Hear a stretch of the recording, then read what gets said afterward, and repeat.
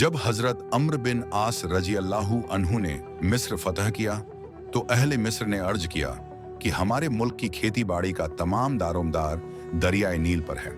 हमारा यह दस्तूर है कि हर साल एक हसीन और जमील कुंवारी लड़की को दरिया में डाला जाता है, और अगर ऐसा न किया जाए तो दरिया ए नील सूख जाता है और खत पड़ जाता है।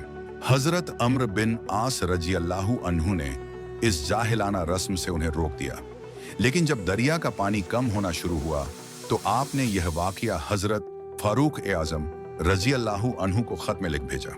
जवाब में हजरत उमर फारूक रजी अल्लाहु अन्हु ने तहरीर फरमाया कि दीन इस्लाम ऐसी वशियाना और जाहिलाना रस्मों की हरगिज इजाजत नहीं देता। साथ ही आपने रजी अल्लाहु अन्हु ने दरिया ए नील के नाम एक खत लिखा जिसका मजमून यह था, बिस्मिल्लाहिर्रहमानिर्रहीम।